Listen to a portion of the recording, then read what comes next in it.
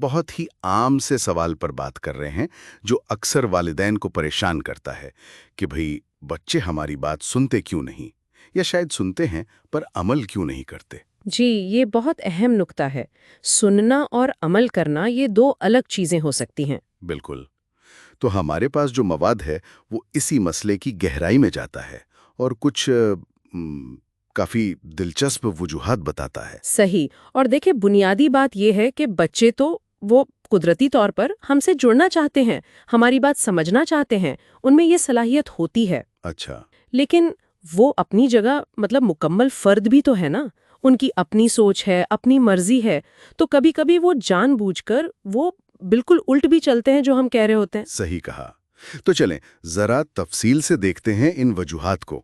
پہلی وجہ جو یہ مواد بتاتا ہے وہ ہے ڈسکنیکشن، یعنی بچے کا والدین سے تعلق میں کمی محسوس کرنا۔ جی۔ جب بچوں کو لگتا ہے نا کہ انہیں سمجھا نہیں جا رہا، یا شاید سزا مل رہی ہے، یا والدین کا رویہ تھوڑا وہ کنٹرول کرنے والا ہے، بھلے ہی والدین کی نیت نہ ہو ایسی۔ ہاں، غیر ارادی طور پر بھی۔ بالکل۔ تو وہ خود کو الگ محسوس کرتے ہیں، انہیں وہ پیار اور وہ جو محفوظ رہنمائی ہوتی ہے نا، وہ نہیں مل رہی ہوتی۔ اور پھر ان کا وہ منفی رویہ، جیسے آپ نے کہا بہن بھائی کو مارنا، ہاں، وہ اصل میں ایک طرح سے وہ پکار رہا ہوتا ہے کہ بھئی مجھے نرمی سے سمجھاؤ، مجھے دوبارہ وہ محفوظ والا احساس دو۔ یہ تعلق والی بات تو واقعی بہت گہری ہے۔ بالکل۔ اور اسی سے جڑی ہوئی وہ دوسری وجہ ہے کہ کبھی کبھی صرف ہمارے الفاظ کافی نہیں ہوتے۔ اچھا، مطلب؟ خاص طور پر بہت چھوٹے بچوں کے لیے، جیسے وہ مثال تھی نا 11 مہینے کے بچے کی جو مار کر مسکرا دیتا ہے۔ ہاں ہاں، یاد ہے۔ اب اس عمر میں وہ صرف مت مارو کہہ دینا شاید اس کے لیے بے معنی ہو۔ تو پھر ایسی صورت میں کیا کریں؟ بہت عمل کی ضرورت ہوتی ہے، جیسے آرام سے اس کا ہاتھ پکڑ لیا، کہا میں تمہیں مارنے نہیں دوں گی، یا اگر وہ پھر بھی کوشش کرے تو گود سے اتار دیا۔ اچھا، یعنی جسمانی طور پر روکنا ایک طرح سے۔ جی، اور یہ سوچنا بھی غلطی ہے کہ او بچہ ہم سے پیار نہیں کرتا اس لیے ایسا کر رہا ہے۔ اکثر یہ کسی اور چیز کی علامت ہوتی ہے، مطلب شاید نیند پوری نہیں ہوئی، تھکا ہوا ہے۔ صحیح صحیح، یہ بات سمجھ آتی ہے۔ اچھا، تیسری وجہ جو بتائی گئی ہے وہ والدین کی اپنی ہچکچاہٹ، ریٹیسنس، اور پھر وہ جرم کا احساس دلانے کی کوشش۔ یہ کیا چیز ہے؟ یہ تب ہوتا ہے جب والدین خود کوئی حد قائم کرنے میں جھجکتے ہیں، تو وہ عمل کرنے کے بجائے نا وہ جذباتی اپیل کرتے ہیں۔ جیسے وہ مثال تھی کہ بچہ کھلونے نہیں سمیٹ رہا تو کہہ دیا تم نے میرا دل دکھا دیا۔ بالکل، یہ طریقہ ایک تو کام نہیں کرتا، اور دوسرا یہ بچے پر وہ دوسروں کے جذبات کا ایک غیر صحت مند بوجھ ڈال دیتا ہے، پریشانی پیدا کرتا ہے۔ یہ تو ٹھیک نہیں۔ اچھا، اور چوتھی وجہ ہے والدین کا غیر قائل انداز، یا پھر وہ بہت زیادہ جذباتی پرجوش رد عمل۔ غیر قائل انداز سے کیا مراد ہے؟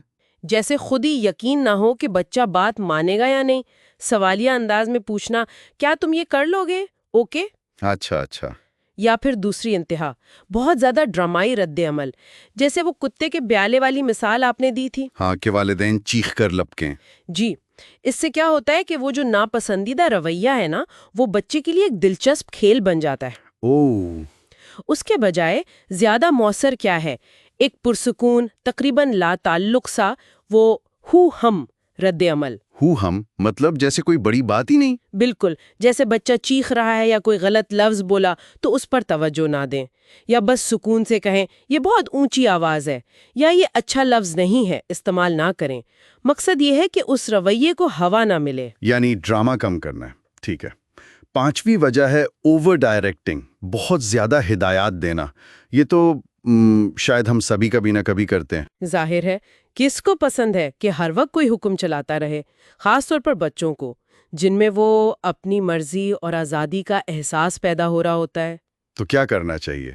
مواد یہ کہتا ہے کہ جہاں تک ممکن ہو بچوں کو، یہاں تک کہ بہت چھوٹوں کو بھی انتخاب کا موقع دیں، خود مختاری دیں، فیصلوں میں شامل کریں، ان سے پوچھیں کہ اس مسئلے کا کیا حل ہو سکتا ہے۔ اچھا، مطلب ہدایات اور آزادانہ کھیل جہاں وہ خود فیصلے کریں، اس میں ایک توازن ہونا چاہیے۔ اور وہ نقطہ نظر کو تسلیم کرنے والی بات بھی اہم لگی۔ بہت زیادہ۔ بھلے آپ ان کی بات نہ مانیں، لیکن یہ ضرور کہیں ہاں مجھے پتا ہے، تمہیں باہر بہت مزہ آ رہا تھا اور تم اندر نہیں آنا چاہتے، لیکن اب ہمیں جانا ہے۔ اس سے انہیں لگتا ہے کہ انہیں سنا گیا ہے۔ صحیح، یہ خود مختاری والی بات اہم ہے۔ اور چھٹی اور آخری وجہ جو شاید ہم اکثر بھول جاتے ہیں، کبھی کبھی بچہ اس لیے بات نہیں مانتا کیونکہ اس کے پاس کرنے کو بہتر کام ہوتے ہیں۔ بہتر کام؟ اس سے کیا مطلب؟ مطلب یہ کہ وہ جو ہدایات نہیں مان رہا، وہ بعض اوقات اس کی اپنی وہ صحت مند سیکھنے کی جو اندرونی خواہش ہے نا، اس کی وجہ سے ہے، کھیل کے ذریعے، اپنے آس پاس کی دنیا کو کھوجنے کے ذریعے۔ اچھا۔ وہ 2.5 سالہ بچی والی مثال یاد ہے جو گروپ میں ٹیچر کی بات ماننے کے بجائے بھاگ دوڑ رہی تھی، ناچ رہی تھی؟ ہاں۔ تو ضروری نہیں کہ وہ کوئی مسئلہ ہو سکتا ہے وہ اس وقت اپنی دنیا کو وہ سمجھنے میں مصروف تھی، وہ اس کے لیے زیادہ اہم تھا۔ واہ، یہ تو بالکل ہی مختلف زاویہ ہے۔ تو خلاصہ کریں تو بات یہ ہے کہ بچوں کے بات نہ ماننے کی کئی وجوہات ہو سکتی ہیں۔ جذباتی دوری محسوس کرنا، ہمارے الفاظ کا کافی نہ ہونا، ہمارا اپنا رد عمل ٹھیک نہ ہونا، بہت زیادہ ٹوکنا، صحیح، یا پھر کبھی کبھی ان کی اپنی وہ فطری نشونما کی ضرورت ہے۔ بالکل۔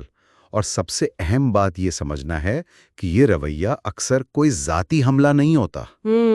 کی پکار ہوتی ہے، یہ بس ان کے بڑے ہونے کے عمل کا ایک حصہ ہے۔